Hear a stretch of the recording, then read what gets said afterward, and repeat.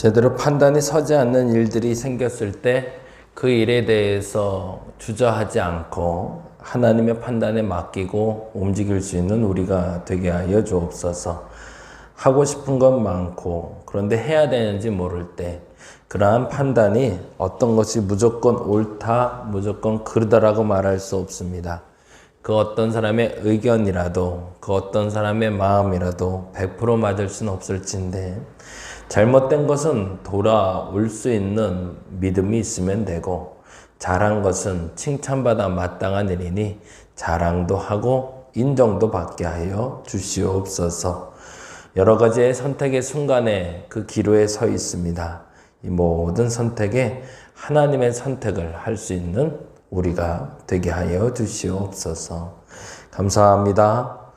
이제는 주말을 맞이합니다. 또 새롭게 시작될 다음 주간엔 어떤 일들이 펼쳐질지 기도하고 준비하게 하여 주시고 잘 감당해내게 하여 주시옵소서. 감사합니다. 고마우신 예수님 이름으로 기도드렸습니다. 아멘, 아멘. 자, 벌써 금요일 됐네요. 말씀 함께 봅니다. 역대상 21장, 22장 보는 날이고요. 역대상 말씀은 아마도 이번에 비대면 기간을 통해서 다 보게 될 것 같아요. 지금 상황에선 역대하까지도 아마 그렇게 보지 않을까라는 염려도 생깁니다. 개인적인 생각에 다음 주 월요일부터는 새벽을 한번 시작해 볼까라는 마음도 있어요. 지금 법적으로 어떻게 정확하게 이렇게 명분화돼서 공포가 되진 않아서 조심스럽긴 한데 19명까지, 그러니까 100명 이상인 경우, 100명 이상, 500명, 1000명 모이는 교회는 19명까지, 그리고 100명 이하의 교회는 10명까지는 대면해서 예배 드릴 수 있는 인원으로 인정해 준다는 말도 있고, 또 어떤 분들은 예배 준비자들을 대상으로 하는 것이다 라는 말도 있는데, 조금 더 명확해지면 오늘 오후쯤에 카톡으로 제가 공지를 좀 하겠습니다. 그리고 월요일부터 어떻게 새벽 예배를 진행할지 말씀드리도록 하겠습니다. 기도해 주시고요. 여러분 이 기간 어렵고 힘든 시간이지만 잘 이겨내시고 그리고 승리할 수 있도록 여러분의 마음을 잘 다잡으시길 바랍니다. 오늘은 21장 1절에서 6절까지만 볼까요? 21장 1절에서 6절까지 같이 한 목소리로 읽도록 하겠습니다. 사탄이 일어나 이스라엘을 대적하고 다윗을 충동하여 이스라엘을 계수하게 하니라. 다윗이 요압과 백성의 지도자들에게 이르되 너희는 가서 브엘세바에서부터 단까지 이스라엘을 계수하고 돌아와 내게 보고하여 그 수요를 알게 하라 하니 요압이 아뢰되 여호와께서 그 백성을 지금보다 100배나 더하시기를 원하나이다. 내 주 왕이여 이 백성이 다 내 주의 종이 아니니까 내 주께서 어찌하여 이 일을 명령하시나이까 어찌하여 이스라엘이 범죄하게 하시나이까 하나 왕의 명령이 요압을 재촉한지라. 드디어 요압이 떠나 이스라엘 땅에 두루 다닌 후에 예루살렘으로 돌아와 요압이 백성의 수요를 다윗에게 보고하니 이스라엘 중에 칼을 뺄 만한 자가 110만 명이요 유다 중에 칼을 뺄 만한 자가 47만 명이라. 요압이 왕의 명령을 마땅치 않게 여겨 레위와 베냐민 사람은 계수하지 아니하였더라. 아멘. 21장은 이렇게 질문을 해보죠. 다윗의 실수는, 이렇게 해놓으시면 좋을 것 같아요. 다윗의 실수는 무엇인가? 인구조사 이야기가 나오고 이를 계기로 해서 하나님이 무슨 일을 계획하고 있는지를 우리가 살펴보게 될 텐데 잠시 후에 21장은 잠깐 좀 보도록 하고요. 그리고 그 일로 말미암아 이제 본격화된 게 뭔가를 설명하는데 22장엔 이렇게 해놓으시면 좋을 것 같아요. 성전 건축의 준비는 이렇게 해놓으시면 좋을 것 같네요. 21장은 다윗의 실수는 이렇게 해놓으시고 22장은 성전 건축의 준비는 어떻게 돼갔는지 한번 보시면 좋을 것 같습니다. 그래서 2절에 보니 이렇게 되어 있어요. 22장 2절에 다윗이 명령하여 이스라엘 땅에 거류하는 이방 사람들을 모으고 석수를 시켜 하나님의 성전 건축할 돌을 다듬게 하고 거기다 이방 사람 동그라미 해놓고요. 다윗이 또 문짝목과 거물못에 쓸 철을 많이 준비하고 또 무게 달 수 없을 만큼 힘이 많은 놋을 준비하고 거기에 준비하고에 동그라미를 좀 쳐놓고요. 그리고 4절에 또 백향목을 무수히 준비하였으니 이는 시돈 사람과 두론 사람이 백향목을 다윗에게로 많이 수운하여 왔습니다. 거기 시돈 사람과 두로 사람이 또 줄을 좀 쳐놓을게요. 왜 이렇게 했냐면 이 성전에 대한 기준을 지금 정하는 거예요. 성전은 이스라엘의 회복의 근원입니다. 그렇죠.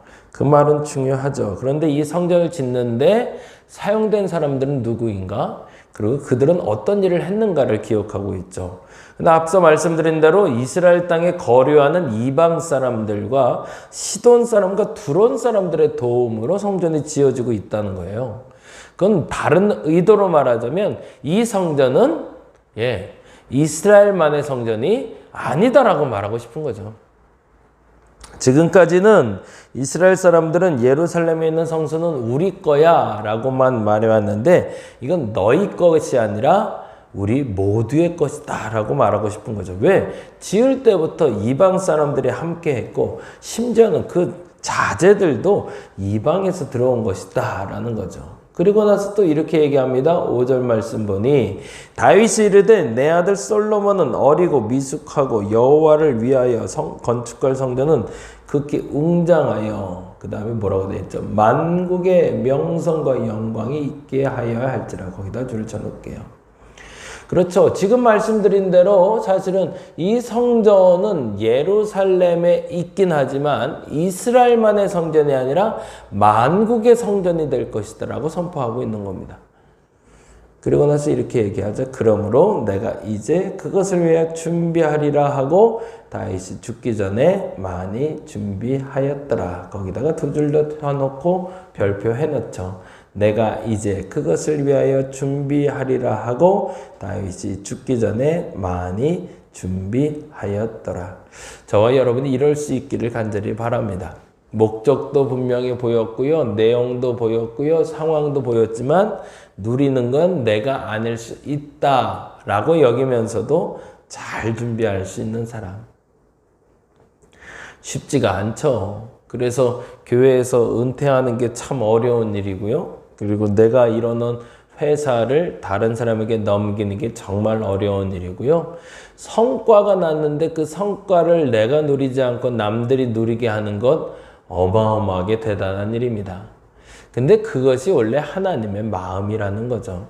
하나님은 그런 사람에게 모든 것을 빼앗아 다른 사람이 누리게 하지는 않습니다.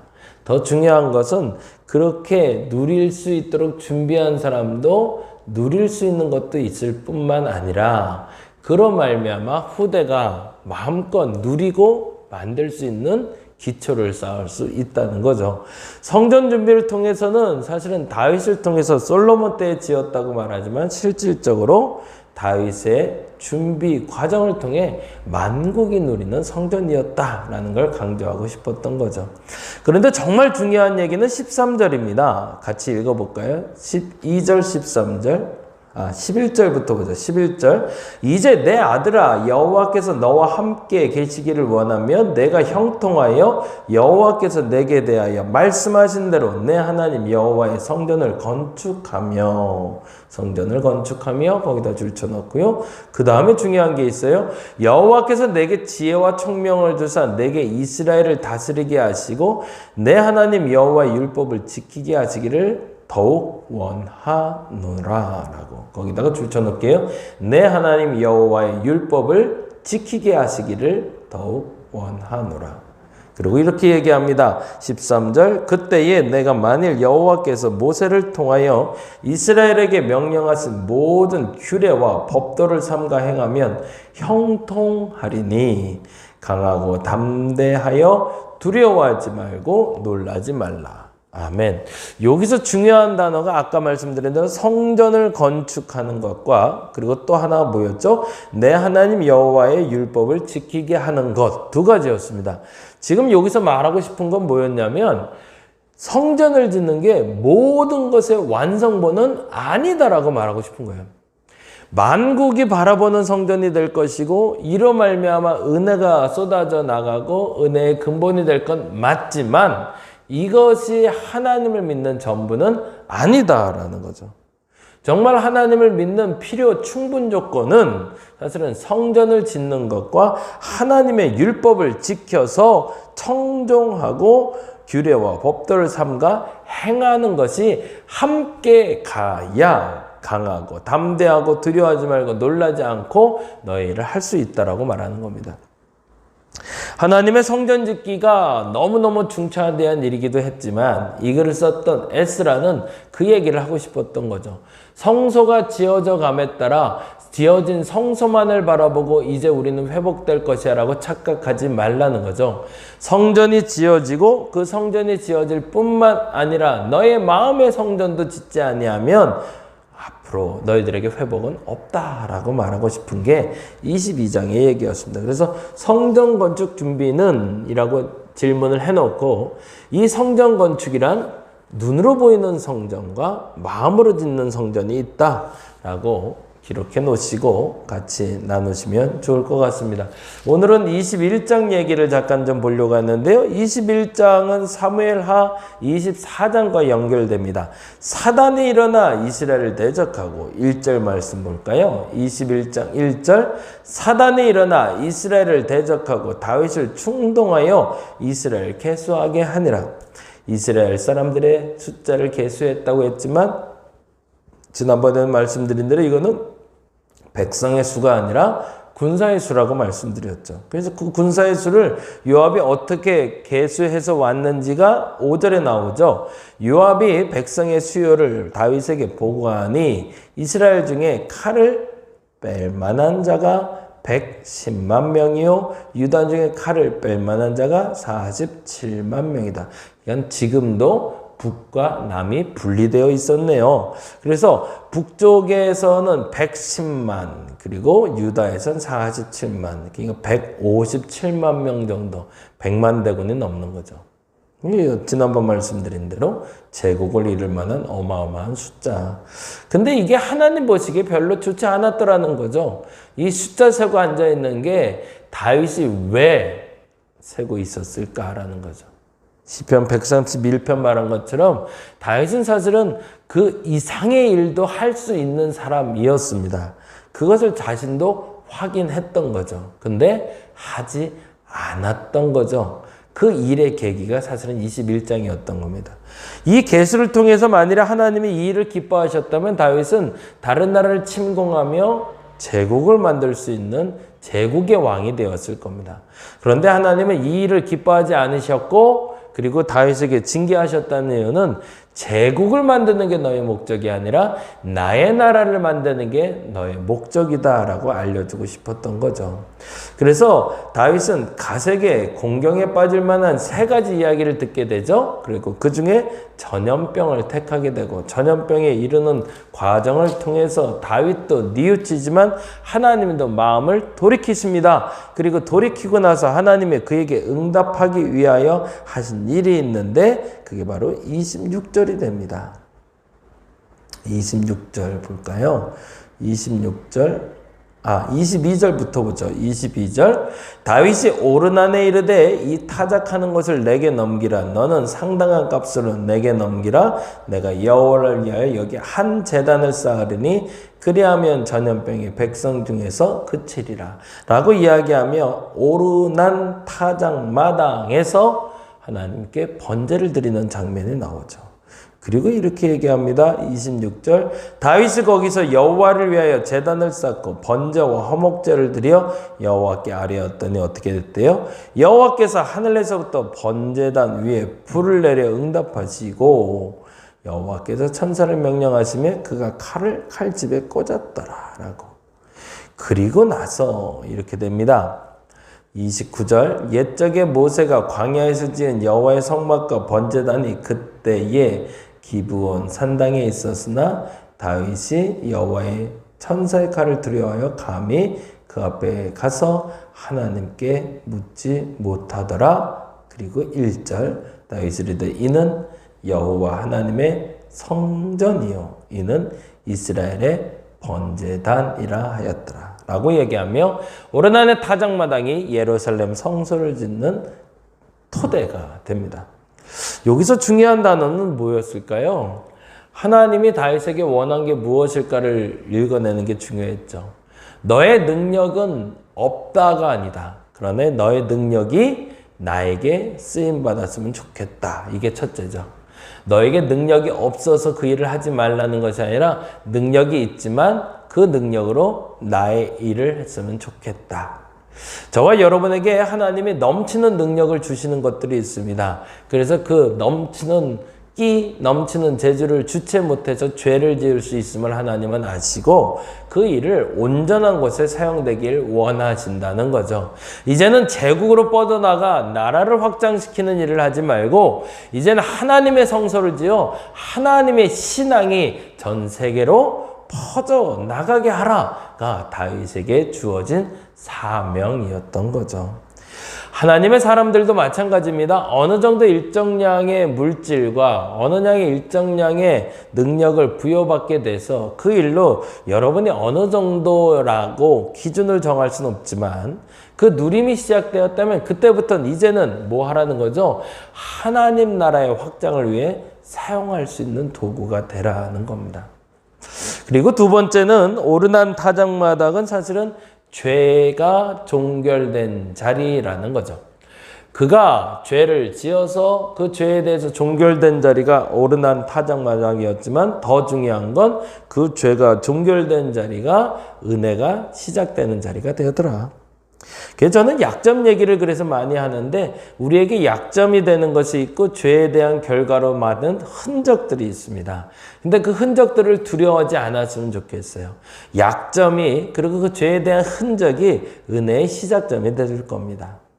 그래서 오늘은 이렇게 두 가지를 기도했으면 좋겠는데요. 첫째는 하나님 주신 능력대로 살되 그 주신 능력으로 누리게 되었다면 이제는 하나님의 나라의 확장을 위해 사용하게 하옵소서. 내 능력이 나뿐만 아니라 하나님을 위해 사용되게 하옵소서. 그것이 첫째. 그리고 두 번째는 죄의 씨앗으로 말미암아 죄지었던 자리에서 이제 은혜의 시작이 되게 해달라고. 죄가 종결된 자리, 약점의 자리, 죄의 흔적의 자리에서 이제 은혜가 시작되게 해달라고. 온전한 죄에 대한 회복을 통해 그 은혜를 시작할 수 있는 저와 여러분 되시기를 간절히 바랍니다. 기도하겠습니다. 다윗에게 있어서 넘치는 능력을 주체하지 못해 제국으로 뻗어나갔다면 다윗의 이름은 커졌을 겁니다. 더욱더. 그런데 하나님은 그것보다 다윗의 이름이 신앙의 이름으로 퍼져나가길 원하셔서 이제는 제국으로 뻗어갈 수 있는 그 능력을 하나님 나라를 뻗어나가게 할 수 있는 능력으로 사용하길 원하셨습니다. 그리고 그 일에 순종하여 다윗은 이제 이스라엘의 왕뿐만 아니라 신앙의 선친으로 우리에게 일컬어지게 됨을 우리가 기억하게 하여 주시옵소서. 또한 무엇보다도 죄의 흔적이던 오르난 타작마당이 결국엔 예배당이 지어지는 은혜의 시작점이 된 것처럼 나의 죄가 끝나는 그 자리에서 은혜가 시작되게 하여 주시옵소서. 이제 주말입니다. 이 주말을 잘 보내고 시작되는 새로운 주간에는 하나님의 은혜가 깃드는 시간들 되기를 믿사오니 하나님 채워 주시옵소서. 감사합니다. 고마우신 예수님 이름으로 기도드렸습니다. 다 같이 기도하고 돌아가겠습니다.